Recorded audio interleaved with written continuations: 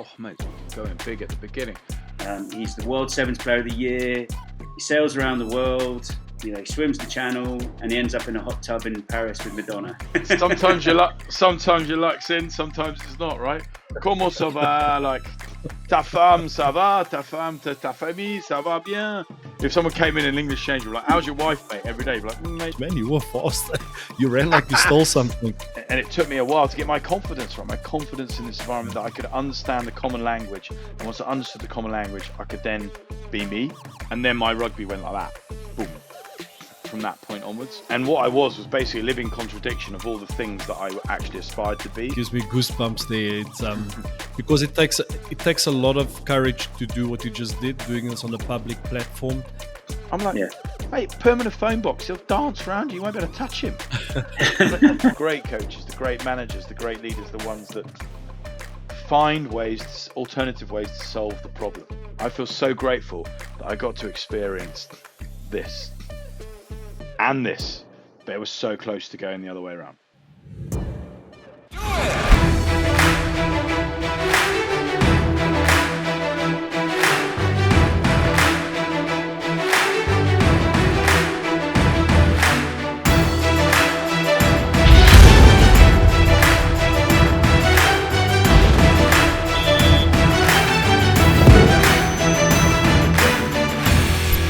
Hey there, guys. Welcome to the show, Lessons from the Game, with myself, Ben Pegner, and my co-host, Guthrie Steenkamp, former World Cup winner and now coach at La Rochelle. Tonight, we're joined by none other than Ollie Phillips.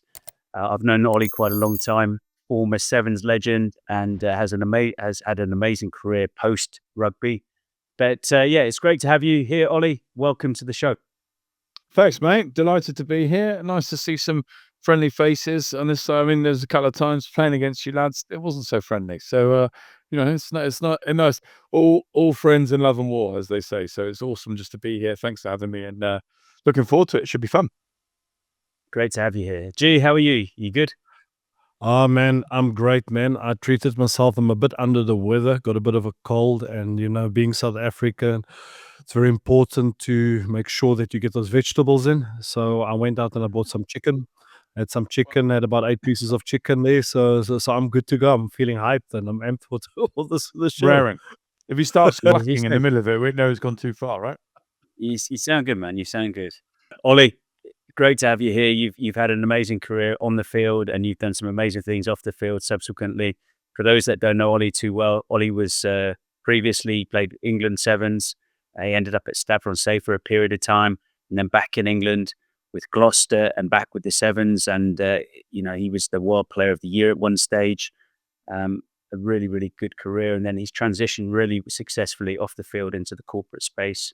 And we're going to hear all about that tonight. So, Ollie, it's great to have you here. It's going to be fun, mate. I just don't make me relive some of the games where we played against Gussie at Toulouse, because it never worked out well for us at Stade.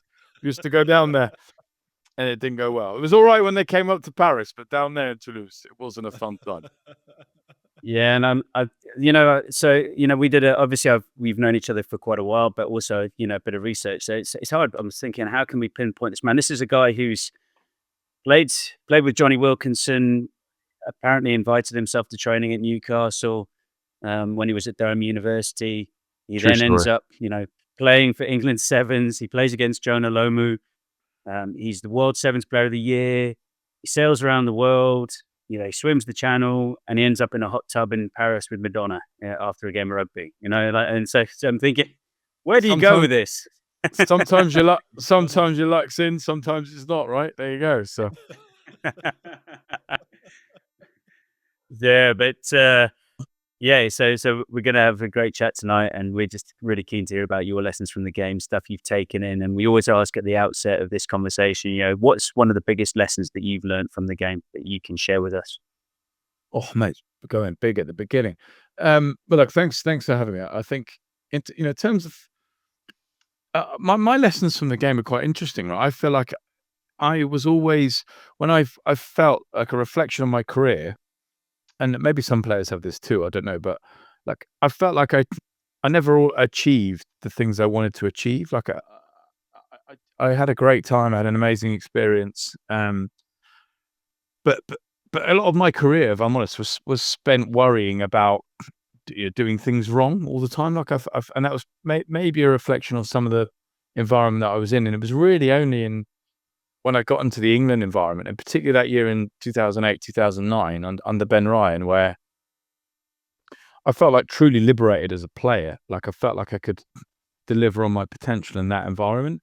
And that coincided with me being asked to be captain for England, and then being voted as the best player in the world that year, and culminating in Stade Français coming in, which at the time were one of the biggest clubs in Europe, alongside one of the teams that the Gussie was playing for at the time in Toulouse, and having that opportunity, if you like, to go and play for this. I finally felt like I could be me, and I could sort of deliver against that. And when I went to Stade, that is when I felt like I delivered on my potential in a weird way. I was started regularly for a team that was the best in Europe. I was with all the sort of, whatever you want to call it, Galacticos. We had this team where I was looking at every player, and they were all internationals. I was top try scorer in the club, top try scorer in the league. I got voted as the best player in Europe for my second season at Stade. So, like, it was one of these combinations for me where made me realize that confidence is such a huge component of your progress, right? It was a massive component for me. And when things start to go your way, that it really builds that momentum. And I found that in Newcastle, it never really got off. And I don't mean this disparagingly to some of the coaches, but I guess I do too. There were a couple of coaches that really helped accelerate me in that environment. Somebody like John Fletcher at the time, which might not mean anything now. He went on to then be the head coach for all the England pathways, like the England under 18s and under 20s, in that golden era for England, where they pretty much won everything at the under 20 level for like 4 or 5 years. But he wasn't there for very long. He was there for probably 8 months. But in that time period, I found myself accelerating. I started to play all the time for Newcastle. And then we had a change of coach. A guy called Steve Bates came in, a bit more old school, a bit more sort of led with criticism rather than praise, and look for weakness rather than super strength. And I found that I started to sort of deteriorate a bit. I didn't play much. As a winger, playing for Newcastle wasn't much fun anyway. We had no ball, freezing cold, and it just fielding high balls all the time. So, and I'll be honest, I was really close in like 2007, 2008 to kind of jacking it in. And then I had a in fact, Benny, I think you were with England at the time. You were sort of consulting with Benny Ryan, and I got asked if I would go and play 2 tournaments right at the end in Edinburgh and London. And they'd had a pretty crappy year, England, that year in the Sevens circuit, but we got to the semis at Twickenham and the final at Murrayfield. And that was the first time that they'd done that. And they were like, oh, wow, shit. But that was the end of the season. And then Benny Ryan came in and said, I want you to be in the program next year. And would you be my captain? And that was the only reason I stayed. Because I probably would have gone, if I'm honest, I probably would have gone to the city. And I just was so disillusioned with it all. So in answer to your question, Benny, what was the one biggest thing that I took away from it is that things can change so fast in any environment, but in sport in particular. And it, like the difference between like success and not success, whichever way you call it, is often timing, good fortune, and for me it was confidence, right? For me it was the opportunity to be in the right context, the right environment to flourish, and thankfully I found that. But there was I know loads of players that haven't, and I was very close to not finding it. Yeah, I hear. Incredible time, actually, and I can relate to that completely.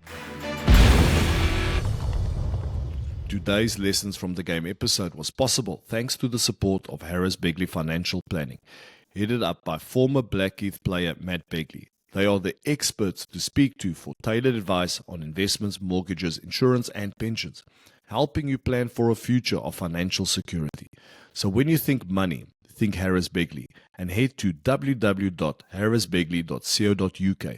Approver Quilter Financial Services Limited and Quilter Mortgage Planning Limited, March 2025. Gee, I'm sure you can relate to that timing as well, and that just those fine margins. Yeah, I think what I really relate to Ollie over there is like things can change fast. I really like that, because I think sometimes when things go well, we don't always appreciate those moments, those victories, and that we've worked hard, and it can change in an instant, whether it's an injury or whether we just, how can I say, lose our form or lose our confidence. We all deal with these issues as elite athletes. But the question I would like to ask you, Ollie, is that you mentioned that there was a time you were probably one of the best wingers in Europe. You were performing at Stade, and as you referred, you had some amazing players. But I'm sure it's not just the amazing players that allowed you to perform.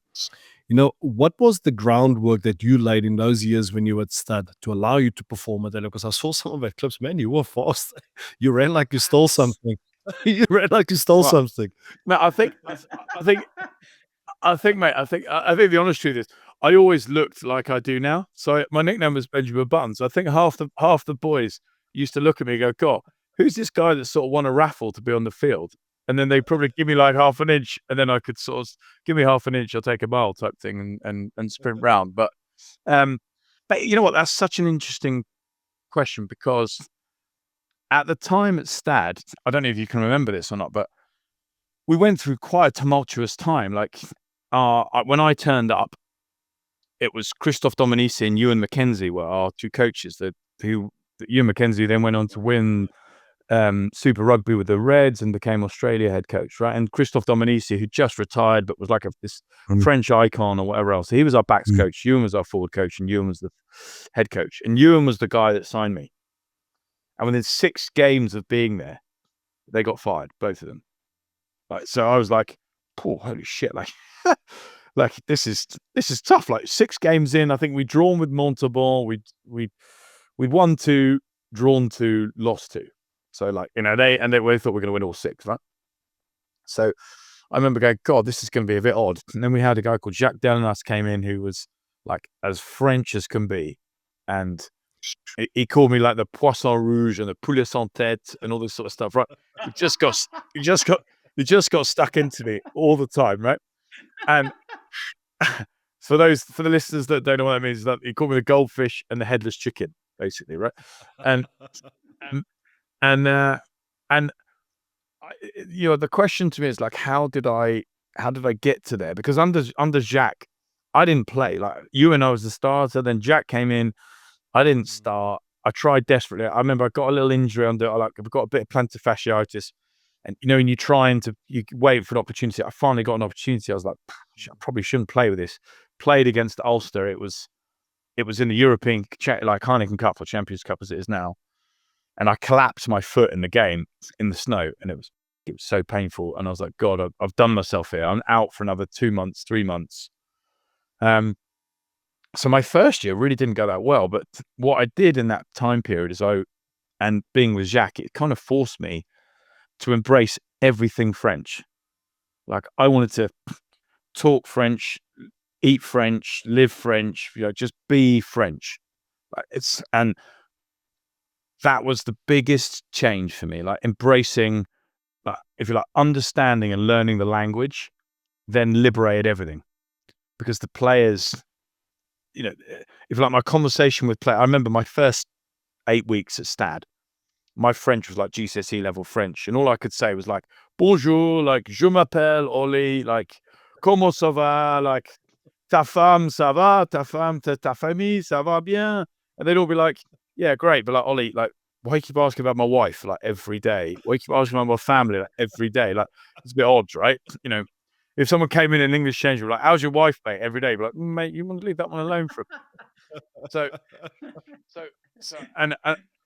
Easy to say my wife and your kids, eh? Exactly, yeah. So I invested tons and tons of time. It was quite painful. It took me about 6 months, but to learn the language. And I found that the moment I could basically converse, like, oh my God, like the players welcome me in, the coach welcome me in. Paris welcomed me, and if I'm honest, like it opened up all the doors for me everywhere. And because of that, I could have a bit of banter. I could have some crack with them all. Like, it wasn't just like, how's your wife every day? Like, it was actually like genuine conversation. I could build a rapport, and then they understood the true me and I understood the true them. And then my rugby went like that, boom, from that point onwards. So that was a huge moment for me. And if I'm honest, the biggest legacy for me beyond rugby now, okay, the memories are brilliant, whatever, but I'm still fluent in French, right? So I can still see those guys. I can still have that relationship. I could still, live in France, wander around the whole of, and that was huge for me. That was an enormous one. And there were other players, and they won't mind me speaking about it, like Hask, for example, that just didn't. They just didn't learn it. They tried, but they couldn't go that extra bit. And as a result, it was always, if you like, the relationship was always just a bit stop-start. Whereas I could go out for dinner, I could chat to their kids, I could meet their mates, I could have a bit of crack, and that, as a result, I get invited to loads more stuff because they're like, well, Ollie's just one of us, if that makes sense. Whereas, if we're going to take him out, he's not going to be able to speak to anyone. We're going to have to sort of have this sort of awkward conversation. So, you know what? I probably just won't invite him. It's easy enough. We've all been there, right? And that's what changed it for me. Yeah, that's super interesting. I noticed that, I think, at the time, but I just sort of probably just assumed that you were always like that. But it was probably, hearing you speak now, was a conscious decision. I'm going to immerse and be more adaptable. And there was probably an element of the you that would have done that anyway. Have you noticed that you've taken that as a trait and you've valued it more, and then you used it in business now as well, in the corporate space, that you're adaptable, that you're willing to immerse into a different environment when you go into there? Is that true to say? Yeah, man. I mean, I love it. I think sports people in general are embrace. Not, this is massive stereotyping, but embrace a challenge. They enjoy overcoming something. Typically, that becomes a sort of physical, emotional challenge. Just because of the nature of particularly of our sport, but. In PwC, when I joined there for 10 years, there wasn't really much value in how fast I could run up and down the staircase, or how many people I could knock over the photocopy machine, right? So it had to adapt and mold. And I found that I certainly found that in my early stages in that environment, if you like, the content wasn't that interesting or relevant for me. I wasn't really that, being honest, I wasn't really that bothered by the tax treatment or some SOX compliance. Like, it didn't really matter. I just bothered type thing. But once I'd started to get a feel, if you like, of the common language, I started to really see some momentum in the teams that I was working in, the people that I was working around. They would see, they would share a lot more things with me. They would value my input therefore a lot more. And then, if you like, my super strengths then came to the fore, which were like, I'm not going to be the most competent person on tax, right? But I knew enough to have a conversation. But then all of my super strengths of like, I'm really, really personable. I'm really diligent. I remember things. I look after people. I'm caring, compassionate, I'm thoughtful. Like, all those things then could come to the fore, and would then position me in a much stronger situation with my team, my peer groups that I then had to manage. It's really interesting, and sort of reading between the lines as well from what you've said. G and I speak often about, and we get asked questions, and G's coaching a lot of players, and they'll ask questions about playing to their strengths and their weaknesses and what they should develop. And with what you just said then, it sort of, we talk about playing to your strengths and amplifying them, knowing what your strengths are, and then actually creating a scenario where you can actually amplify them and use your strengths, as opposed to always being concerned about your weaknesses. And you mentioned that with Newcastle, with Steve Bates as well, is it all more of that half full as opposed to a half empty mindset? I mean, is that something, G, I know you get questions like this all the time, don't you? Yeah, I think it's very important, because of a lot of players that we work with and players that I coach, sometimes they get so obsessed, with finding solutions to their weaknesses, or turning those weaknesses into strengths. And I just mentioned it earlier, that they don't take time to acknowledge what they are doing well. And I believe that's important, Ben. You know, a lot of players and just people in general, we get so obsessed with performance and achieving our result instead of just focus on enjoying the process. And you know, I think I think we as rugby players can relate because you have transitioned very well, and congratulations onto that in your life after rugby. I can see you making a massive impact with your business. And I think rugby players don't always have those tools. We all go through that period where we lose our identity. We want to start something new. But clearly you had to do some upskilling. Oh, mate. And if you can maybe shed some light, you just spoke you were in PwC, so like clearly you didn't just get invited in that room, you had some work to do. Tell us about that journey, how you upskilled yourself after rugby in order Yeah, to mate. get where you are today.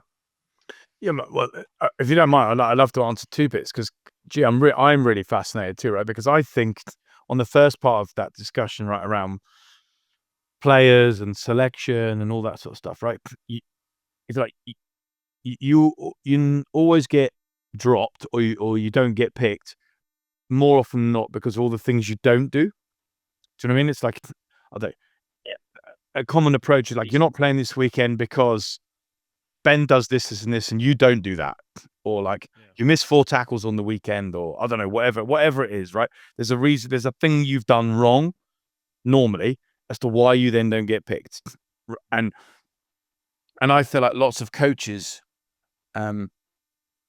utilize that or hide behind that quite a lot of the time, rather and it's the reason why I wanted to champion that and talk about it is there's very, very few coaches there were some that I worked with that the focus was always on like, this is what you do, right? This is what you're sensational at. This is, why I think you're incredible. Like the reason I'm not picking you last week is like, these are all things you're amazing at, but I just feel like we need G this weekend because this is what he does. These are his super strengths too, right? But your time's next week, right?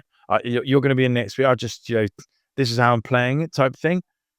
So more often than not, when players walk out of that meeting room, they go like, oh God, all I've got to focus on is like not missing any tackles next week. They don't focus on like, well, shit, my super strength is that give me the ball and I'll beat anyone, I'll score, right? All their time and mental focus is spent on like not missing tackles because that's all they've been told to think about, rather than give me the ball and I'll score 4 tries, right? And I feel like it's a very unique coach.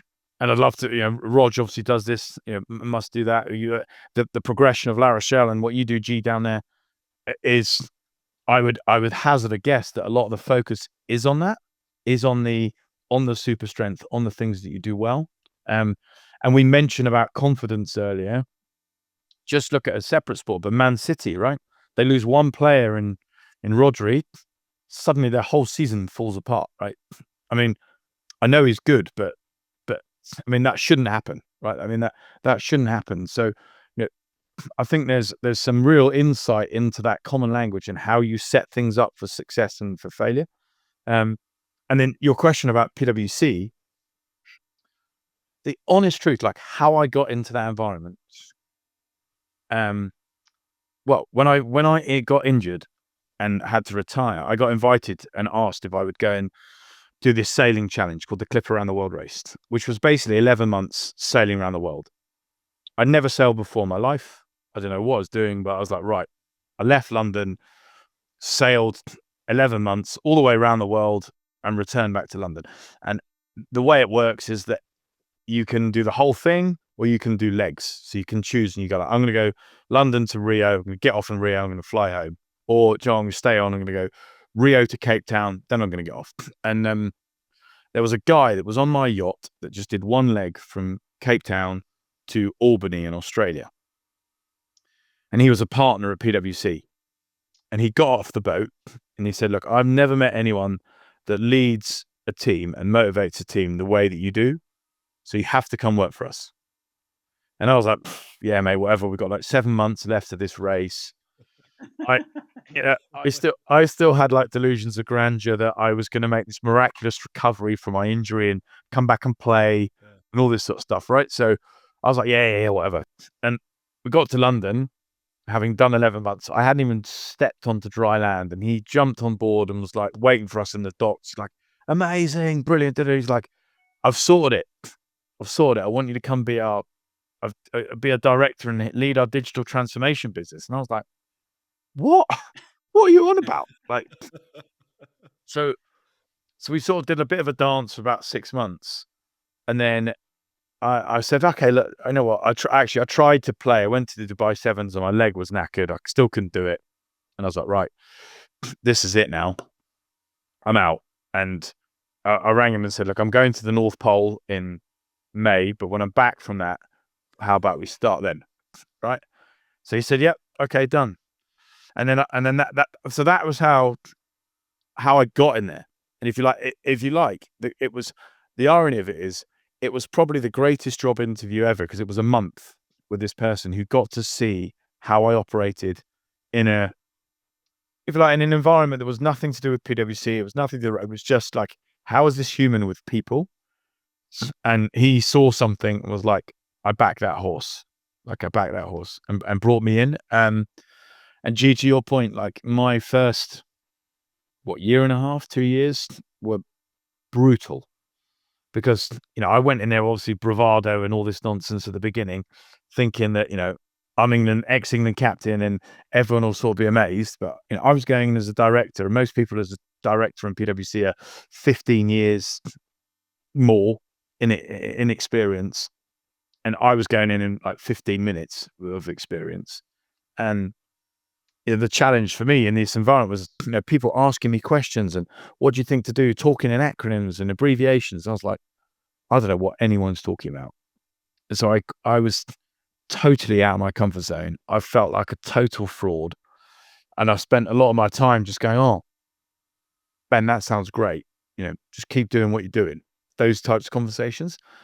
And it took me a while to get my confidence right, my confidence in this environment, that I could understand the common language. And once I understood the common language, I could then be me. And that's when I started to flourish. But I definitely went through that transition, and it was hard.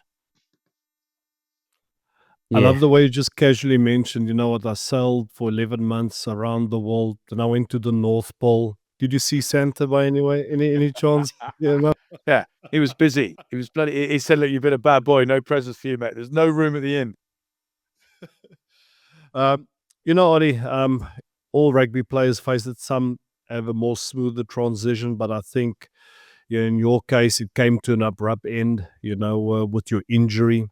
And I think the biggest question I want to ask you is that, how did you deal with it back then? You still wanted to be a rugby player. You were still in a fight, and the person that you are, everybody that knows you, you're not someone that gives up. But when that time came, you had to call it quits. Your time is done. Then there's this period, like, I still miss the days when I played. I don't miss the actual, how can I say, the physical contact, but I miss that reward, training, working towards something, that challenge, and having that emotional connection. And then I mentioned this a lot on social media. There was a time I was in a really dark place. I lost myself.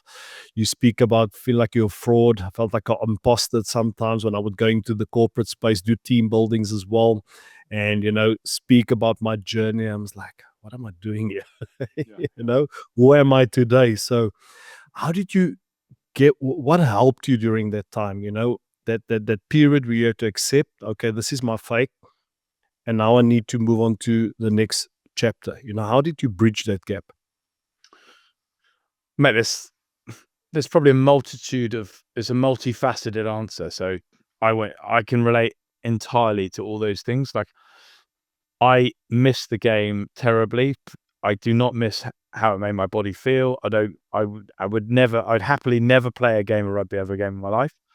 But I missed the journey, the process, the changing room, the anticipation, like, and then forget the middle bit, and then the sense of achievement afterwards. Like, I miss that immediate feedback, if you like, good or bad. Like, I miss that. I miss clarity on decision making. And that is a huge part that we're very, very fortunate in sport that we get. We get immediate feedback in the moment. You hit a scrum wrong, or kick a ball wrong, I know straight away. I know from my technique, from how it's happened, from the outcome, and then across the 80 minutes, you find out whether the culmination of all those little decisions have actually surmounted into a positive outcome or a negative outcome. And if you get a negative one or a positive one, you've got this brilliant opportunity. You've got another week to wait where you can just improve the process and the journey, and you get to try again. Like, it's such a wicked environment for that. Like, I really miss that, because that ability to iterate and evolve and develop a game plan is special about sport, and you don't get that in the corporate commercial space. Yeah. But then outside of that, like, what were the things that helped me on that transition? I was properly lost, mate. It sounds like a bit like you. Like, then there was a series of interventions, things that happened in my life that were pretty traumatic and pretty bad. Where I wasn't a particularly great human. I committed a fair amount of infidelity. I wasn't that sort of honest, and what I was basically a living contradiction of all the things that I actually aspired to be. So, like, I really wanted to be this honest, trustworthy, great partner, friend, dad, or whatever else. But at the same time, all my actions, all my behaviors contradicted that. I was filled with ego. I was desperate to, to be a somebody. So I wasn't into drugs. I wasn't into alcohol. Thankfully, I needed love. Like, I needed attention and affection. And so mine came in like relationships and women. I couldn't just have like one. I needed loads, because I couldn't. It couldn't be satiated. This addiction, right? It couldn't be satiated. And what it escalated to was a car crash, as you can imagine, right?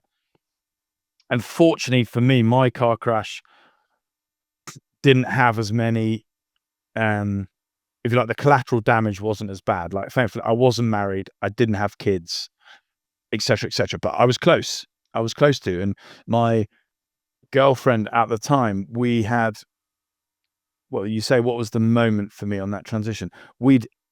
She was pregnant. She lost her baby on the day of a 12-week scan. It was a traumatic experience for both of us, but for her, obviously, hugely as well. And I was a typical, probably ego-filled idiot that was like, right, just move on. Like, come on, it's be great. And she wasn't ready to do that.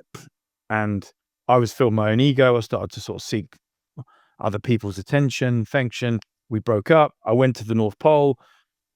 I remember coming back from the North Pole, and she was outside my door at like 1 a.m. in my dressing gown, bawling her eyes out of my flat. And I brought somebody back to my flat that evening who was stood in my doorway, and I pretended like a coward, like not to be in. So I leant against my front door with my ex-girlfriend bawling her eyes out, dressed in my dressing gown, who fell asleep in front of my door till 5 a.m, with me sat pretending not to be in, whilst this other girl was stood in my doorway like, who are you, mate? Like, what the hell is this going on? And she couldn't leave because I wouldn't let her leave. And I just remember in that moment going, do you know what, actually, Ollie? You blamed all these other people. I was the classic that would be like, oh, like, she's not right, or she's mental, or it's their problem, it's their fault. Like, it's always, I was always blaming someone else.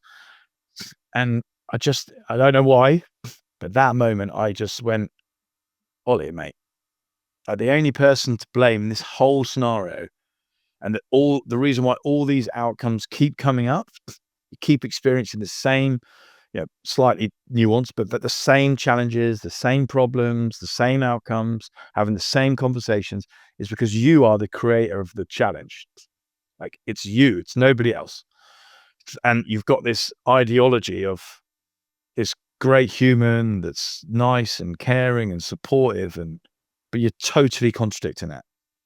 And if you keep going that way, maybe you're a bit fortunate, and pains me to say, but maybe I see that as such a lucky moment that we didn't have a child, because it would have been so difficult to then unwrap all that. And if you like this is a selfish, but the guilt from my side when I would have it up, and then I would have lived with that, and like this dream scenario that I aspired to achieve, I would feel in myself I could no longer get there because I'd made this cataclysmic mistake, and I know lots of people would be like, well, you're just an arse, and they listen to this and whatever else, but like that was genuinely my experience. Like that was like, we make mistakes, people are fallible.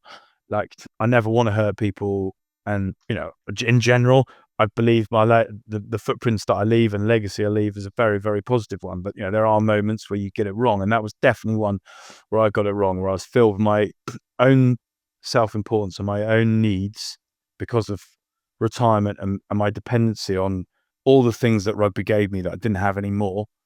I made some bad decisions, and fortunately, that moment, coupled with then therapy for a long period, 18 months, that allowed me to every week peel back, like, what was the drivers of this stuff?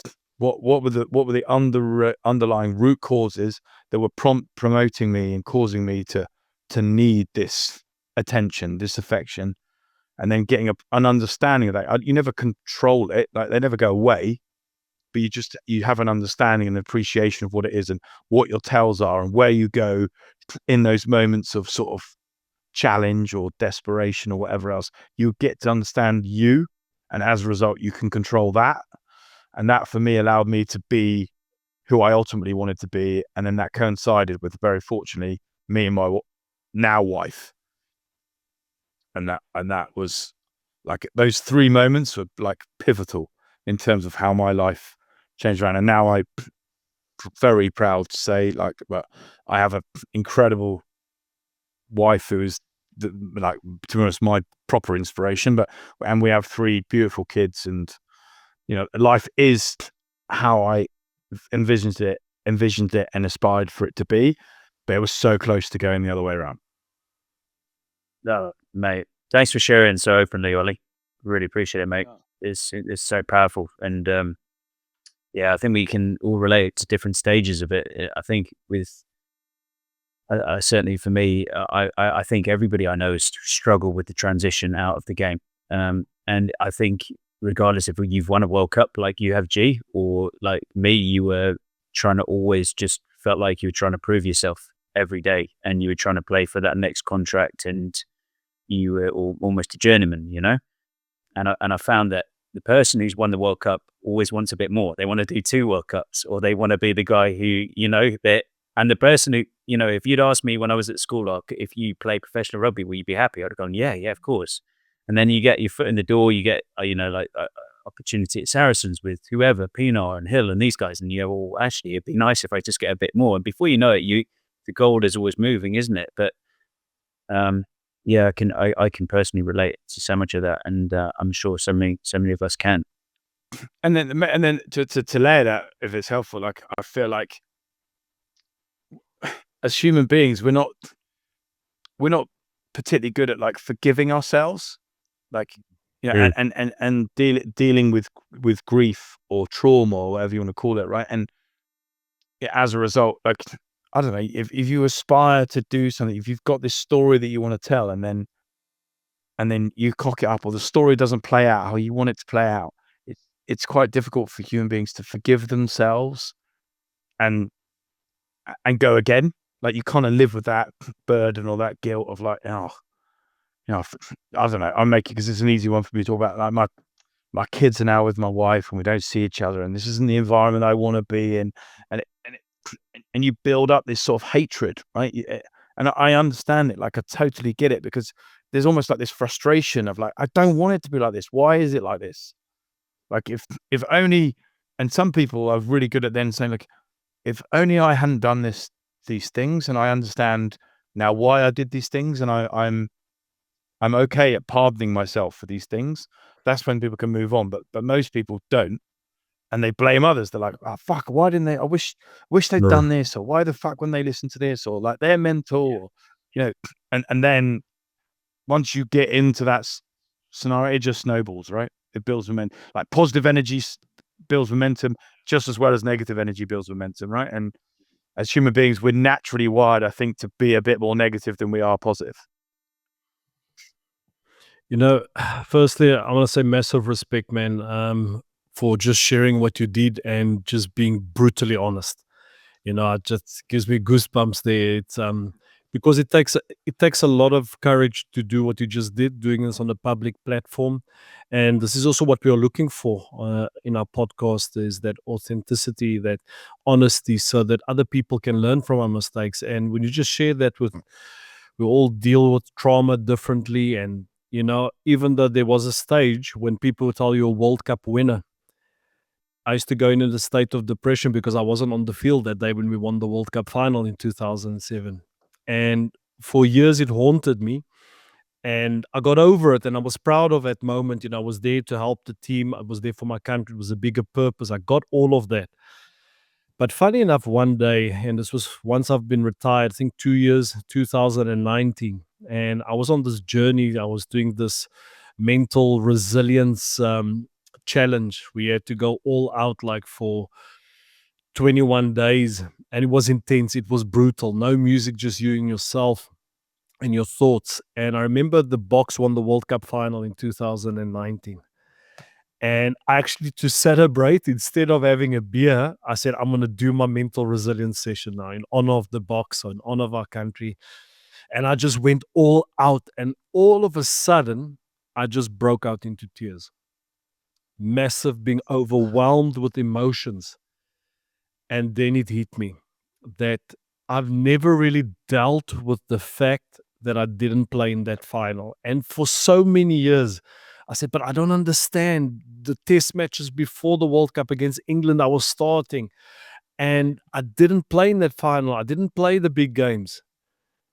And for years, I said, but it was politics. It was this. They were bringing an experienced player. It's not my fault. I had to have a hard look at myself. And I went on this journey, backtracking what I did in the past. And let's be honest. Did you give the right pictures to the coach? Did you perform sufficiently? There were times in the preseason I wasn't as fit in the World Cup. Prior to that, I was coming back from a 2-year injury where I was 20 plus kgs overweight. So now as a coach, looking back at, I could say, okay, I didn't give the right pictures to him. But sometimes we as players, there's so much shit that happens to us and that we don't always deal with it. And that's why I want to take my hats first that you spoke to someone about it. We all deal with it differently. But I think it's so important that we need to have more of these conversations because at the end of the day, we're all human beings. We're all human beings. Yeah. And it was so, I've done about you, G, whether you're, or Benny, what you did, but from your sides, but I found it, for me, the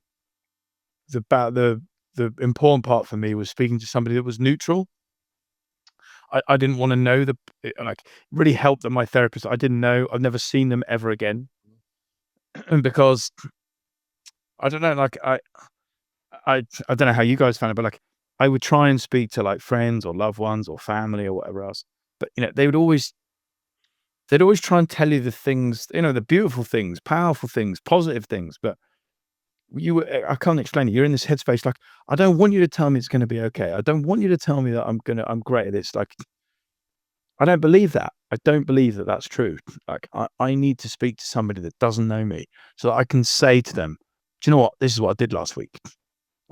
This is how sort of poor my behavior was last week. Or, I want you to ask me questions. I want to tell you I don't know if they're allowed to swear. I want to tell you to fuck off in my meeting and not be worried about the consequences of me doing that. Right. Whereas if I speak to my mom or my brother or whatever, and in the meeting, I'm like, oh, fuck off. Don't tell me what to do. The legacy piece of that is oh God, they hold it against me or it plays on my brain and I'm worrying about this and I'm worrying about that. And if my energy and my focus is distracted then from the thing that I really want, which is I need to understand this problem. And weirdly, as an individual who was in a professional sporting environment, it made me realize how institutionalized I was to process. It was so easy as a sports person to turn up, everything's done for me, all I need to do is maximize everything I can physically out of the lemons that I have, and everyone else will look after the rest of it. And this process, like, so what I remember when I turned up to my therapist, my attitude at the beginning was like, right, tell me what I've got to do. Like, almost like, Ollie, you do 20 star jumps, I'll do 30 star jumps, and you think it'll take me 3 months, I'll be sorted in a month, type thing. And the greatest thing for me in this whole process, he was like, doesn't work like that, mate. This is going to get worse before it gets better. It's going to be confusing. It's going to be challenging. You're going to be all over the place, but you'll start to get clarity over time. And that was a huge, like, transformation in how I approached problems, or if you like, because I had been so indoctrinated and institutionalized in just, right, tell me how high I've got to jump, I'll jump higher. And if I can't jump higher, I'm going to go and do everything I need to do week in, week out to make sure I do jump higher in a quicker time than you think's, feasibly possible. Pretty incredible. One of the things I don't even know if it's a question, to be honest with you, but one of the I love training, and I know you love training. You're in ridiculous shape still, and do you still train every day? Mate, as James Haskell said, when your nickname is the prawn, right? So you cut the head off, you're left with the best part. I mean, that's I've got to cling on to it for as long as I can, mate. I've got to cling on for as long as I can. Oh, mate. Yeah, I forgot. You lived with him. You lived with Hask in Paris, didn't you? 2 years, yeah. 2 years for us. Maybe, so that was probably like, you probably needed some counselling for that as well. Well, that's probably what tipped me over the edge. Yeah. Yeah. Right. But I mean, you also played with Johnny Wilkinson, didn't you, at Newcastle? And yeah. I mean, incredible insight. You played against Lomu and people like that, and you had an incredible, what was that like with, playing with Johnny and all those people? Well, I mean, and G will speak to the same of this story. I mean, he played against Wilco a lot of times, and the ABs many times.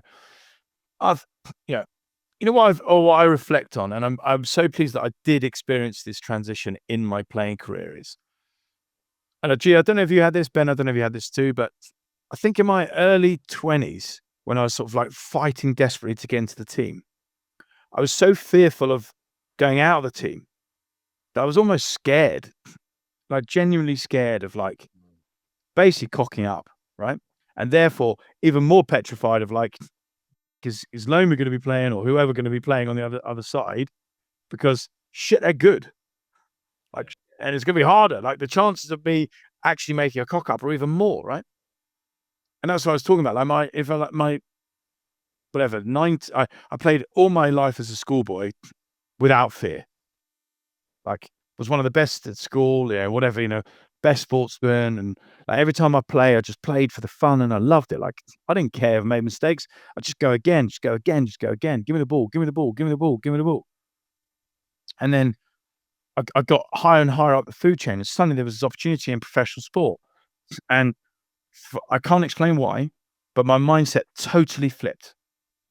And I think it's because, like, I love the environment so much that I didn't want to lose it. I was petrified of losing it.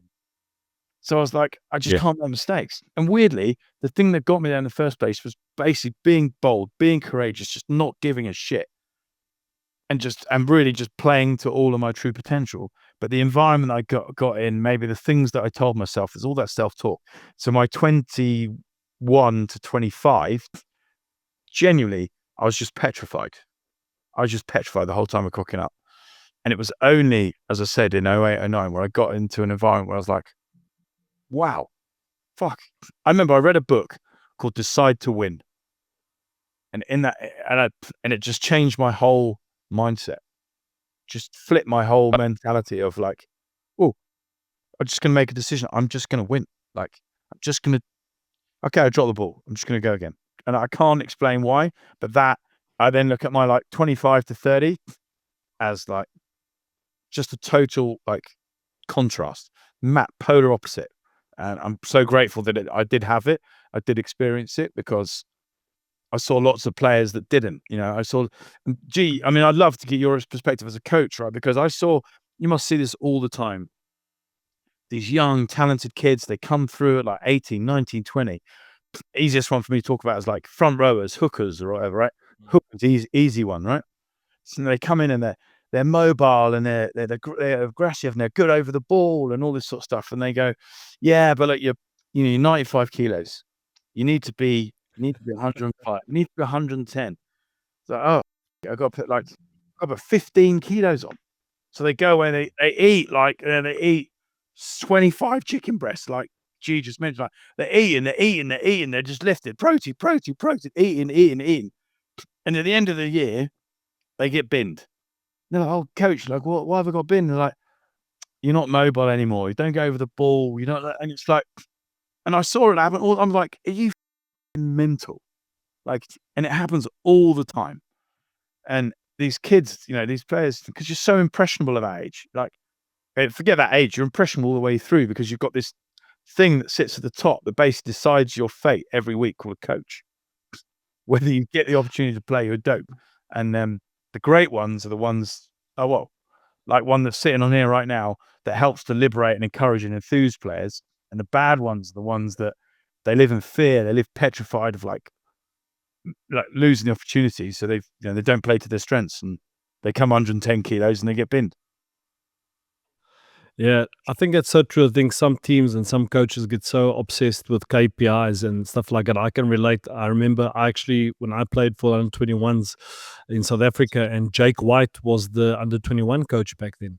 I almost didn't make the SA team because I couldn't do a 1 rep max of 120 kgs bench. Insane, I almost man. didn't make it. But then back in the day, we had trials game and I just smashed everybody. I had like no gym strength, but I had this raw, natural strength and I just killed everyone. So my advice to players is always like the white Tom, listen, you're in this room. So like Ben would always say, talent got you in the room. So you got to stay there. So it's a process. It's a journey. You got to ask yourself the right questions. What do I need to do to stay in that room? And size is not everything. And we've seen players like they call them the Power Rangers, the Cheslin Colby, Kirtley Orens. These are guys, they're not big. I think it was sawing Cheslin Colby was a bump a few All Blacks. So my advice to players, develop your strength. Become stronger so that you can do what you love. Become stronger so you can be more efficient on the field. But that is true. Unfortunately, we do get coaches, and I often get this question, like even my younger props ask me, so coach, how much do you think I should weigh? I said, just become stronger. Be obsessed with becoming stronger. Yes, you need a certain amount of weight to protect yourself. But I can definitely relate. I think that fear of failure, sometimes it kind of like, we use the phrase in French, gelé, it kind of like everybody freezes. Like you're trying not to make that mistakes, but you're not willing to take that risks.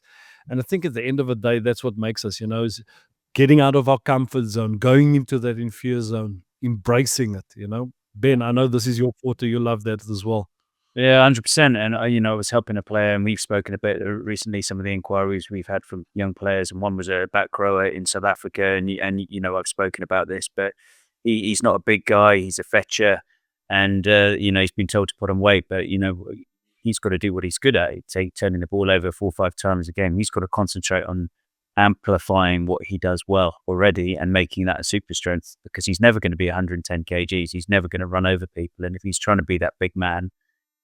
But it's music to our ears, I guess, and we're all on the same page here, because I really, believe that you got to be picked for what you're good at, not what you can't do, and it frustrates me when I hear.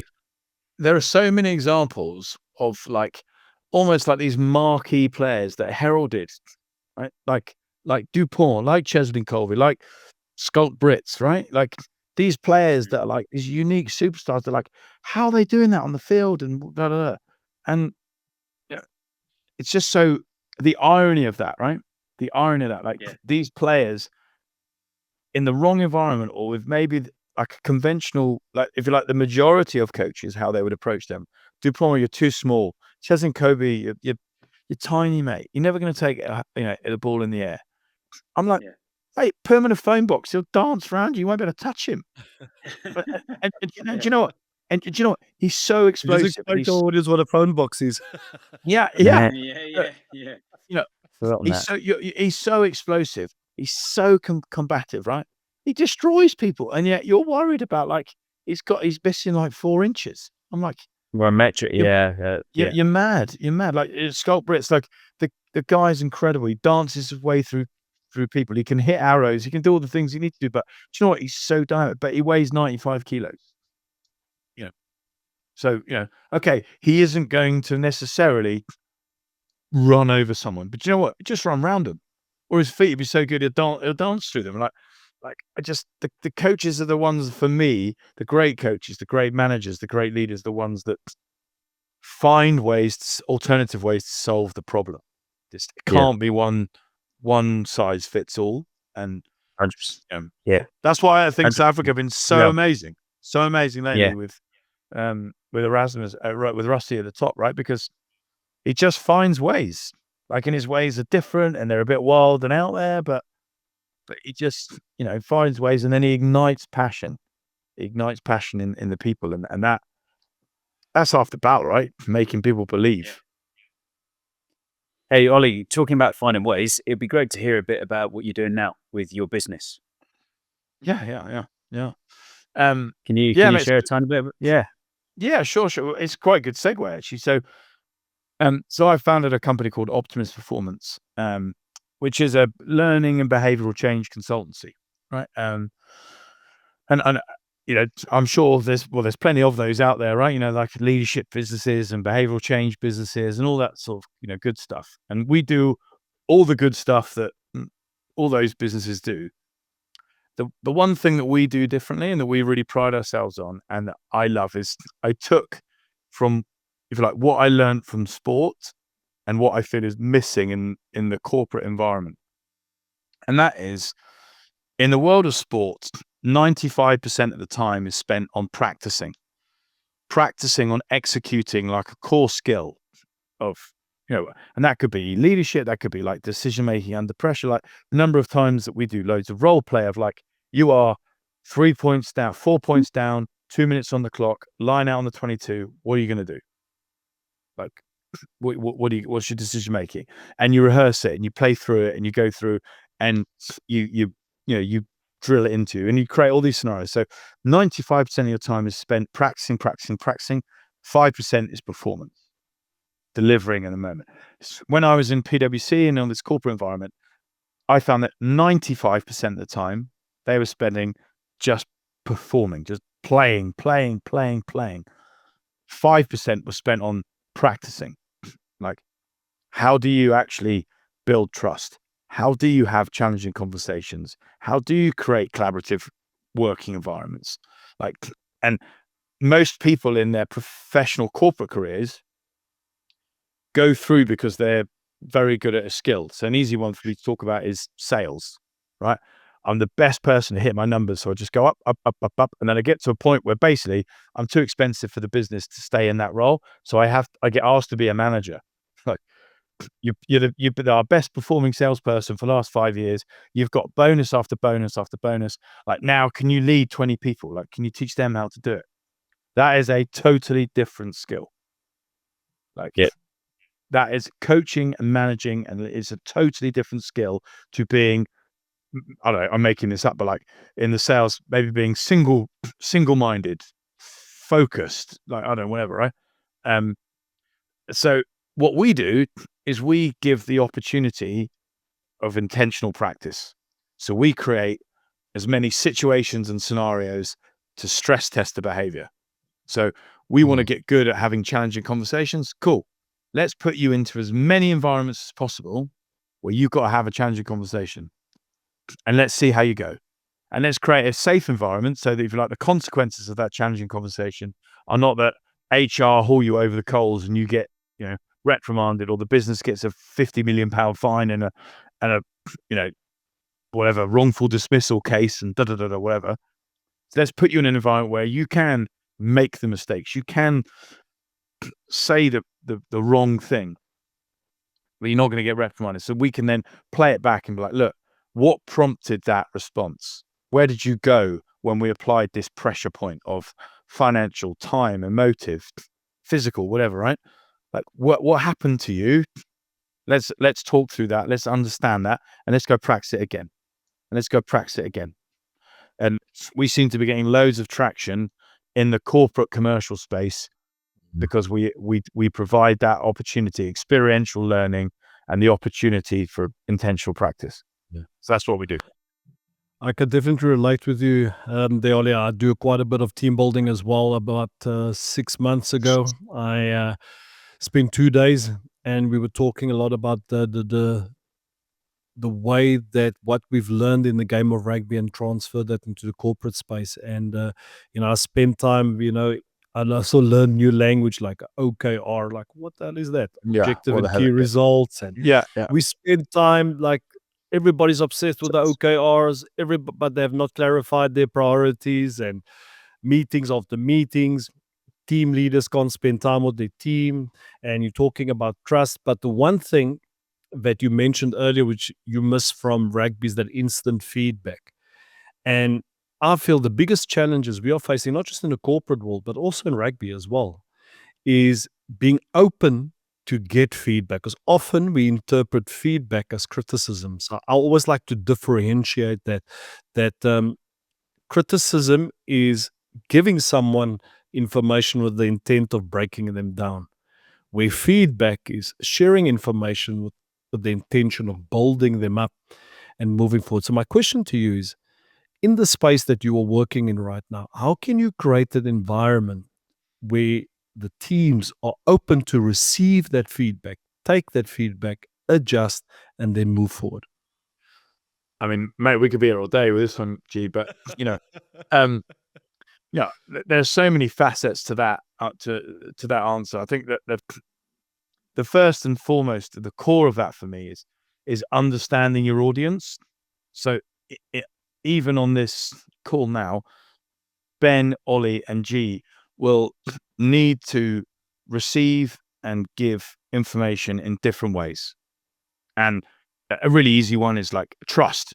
Like, great example. Like, G, you could be an example, a human being as an example that is, when you meet G, the trust bucket is full from day one, right? I trust you from the moment I meet you, and basically over time, you'll lose that trust. So like, you've got everything, and the only way that bucket empties is if basically you do stuff to lose my trust. Equally, I could be an individual where day one, my trust bucket is empty. You need to do stuff to convince me to fill it up. Neither one of those is wrong. It's just a different approach, right? So, and it's understanding, okay, where are people on the spectrum? How is it that they need to receive and give information? Are they process? Are they emotive? Do they respond well to like the harsh directive? Do they need time, space? Do you need to prime them before they come in? Are they better thinking on their feet and be creative in the moment? Like, how do I enable this person to feel and operate at the best? And that is, the critical bit for then priming for like, Gee, I need to give you some feedback here. Right? Are you okay with this? Like, is this the right time to do that? I want this to be super constructive. Like the aim and the purpose and principle of this is that I want to see you in a Springbok jersey in 6 months' time. These are the things that I think you do fantastically well, but like, these are the things where I think we can really just get a bit better. And let's talk through these. I want to talk through these together. And I've put together some examples to help show that. And I really love you. If you want, I can give you this like 2 or 3 days in advance. We can come back and do this by the end of the week, if that's easy for you.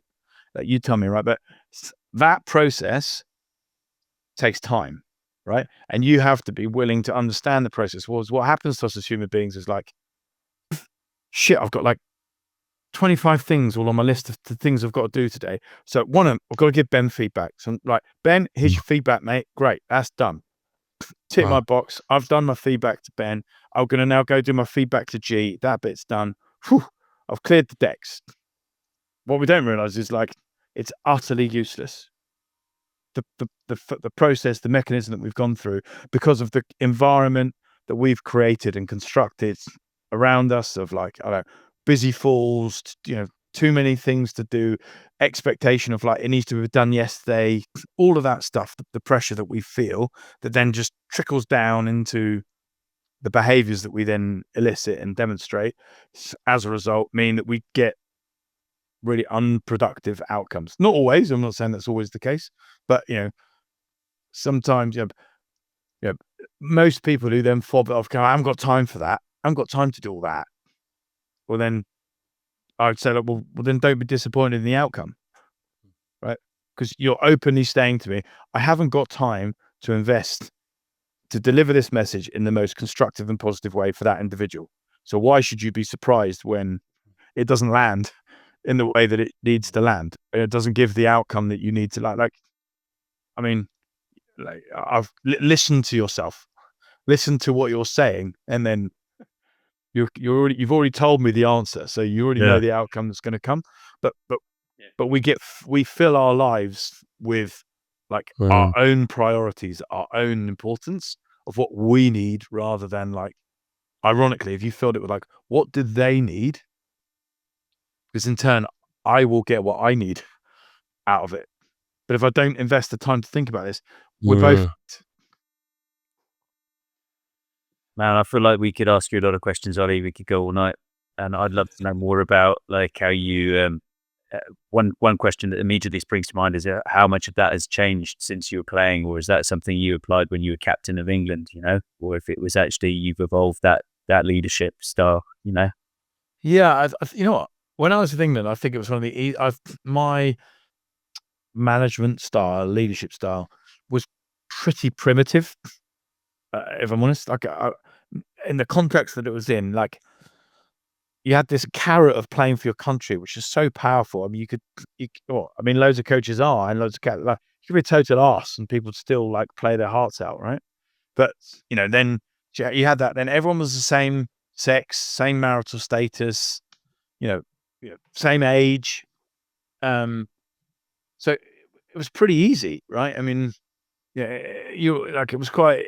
At the time, also, you filled yourself with like, God, this is like so important and so stressful. But like, the irony of it wasn't at all, right? I mean, it was pretty straightforward, and really, you didn't have a role to play because you just said run through the door. They'd have run through the door. They wouldn't have asked any questions. Like, whereas the thing that helped me a lot in my evolution was the clipper race, the boat, because that environment, you had people that were like. Literally anyone in the world could go and do the clip around the world race. So whether you were 20 or you were 75, you could do it. And me rocking onto that boat saying, we got to win. Come on, we got to win. You're going to go win this race. I mean, I was greeted with like, why? Oh, I don't give a shit about winning. Like, I want to. Like, we had a lady whose husband had died from cancer, unfortunately, 2 years before, and she had come on the yacht with his ashes. All she wanted to do was sprinkle his ashes in the 7 oceans of the world. Right, that was what she wanted to do. That was I'm here as closure for my husband who died of cancer. Right. We had another lady who was 75, had been in the London Philharmonic Orchestra all her life. She wanted to go and do one last thing before she died. She wanted just to get thrown around like a rag doll at the front of the boat. Like she didn't care about like winning or being competitive. She just wanted to just experience these things, right? So it made me realize pretty quick of like, Ollie, if there are things that are really important to you and you want to achieve certain outcomes, you're going to have to invest a shitload of time into understanding why people move. Like, why are they here? What's their raison d'etre for being? What's the things that they find inspiring that fills their cup up? And then how do you feed that and recognize that it's different strokes for different folks? Like, some people need time. Some people need it immediately. Some people, you need to be around them all day long, making them feel great about themselves. Some people need to be made to be bollocked all the time. But that was the key bit. And I didn't know that as a player. Ollie, I feel like we can go on here for ages. Man, I'm really enjoying it, and by the time of recording this episode, we're still relatively new to podcasting. We've only recorded, I think, about 10 episodes or so by now. And honestly, like, I can see Ben, he's got like stars in his eyes. You've kept us engaged, and the stories that you shared with us, man, this podcast went in a completely different direction. We didn't even touch base on some of those crazy wins you've had with the English team, the great experiences, and really deep diving into that. But I want to thank you. This was unbelievable. Like your vulnerability that you shared, your brutal honesty, the golden nuggets you shared with our audience, just unbelievable. And for those of you who are listening, please just reach out to Ollie. You're available on Instagram. Reach out to his business. I think you guys can definitely benefit. But before we sign off, one quick fire question for you. Okay, my brother. What is the one lesson that you have learned from the game of rugby that you can now transfer to everyday life? All right, mate. Right. Where do we go with this one? What's the one lesson? Be vulnerable, be honest, be the optimist. Okay. I'd say. I like that. I'd say, I came out of my my career obviously with loads of things that I wish I'd done. And if you like, probably one of those things would be forget all of the outcomes of like I'd love to play for the Lions or where else. I wish I'd enjoyed it more. I wish I'd spent more time in the moment, just being grateful for the opportunity that I'm given. To experience this thing. Like now, I reflect on it of like most people in their life go through, if you like, this bit of their life where this is their ultimate high and this is their low, right? And it's fairly consistent, steady eddy. I feel so grateful that I got to experience this and this. My highs were so high and my lows were pretty low. But I'm grateful for that spectrum, right? Because I now know that there is a world and an opportunity where you can feel these things, and there's a beauty in both. Yeah, there's a lesson in both, and you revel in both, and I'm grateful for that. Man, I hope you got a book coming out, man. You need to write the book. I hope you get a big. You got to get on it, man. You got to get on it. Seriously. The Eternal Optimist. We got to do it. We need it. Hey, there you got your title, the Eternal Optimist. Awesome. Exactly, brother. All right. Thanks very much. Really appreciate it. Thanks for taking this time with us. Unbelievable. And for everybody who's watching or listening, please subscribe to our show. Please share it with your friends. And we will be putting in all the details of Ollie in our show notes as well, so you can link up with him. Thanks for taking the time, guys. Ben, you're looking good, man. Great to see you come there for the show. Awesome stuff. Thank you, everybody. Have a good evening. Ciao, ciao. Bye-bye.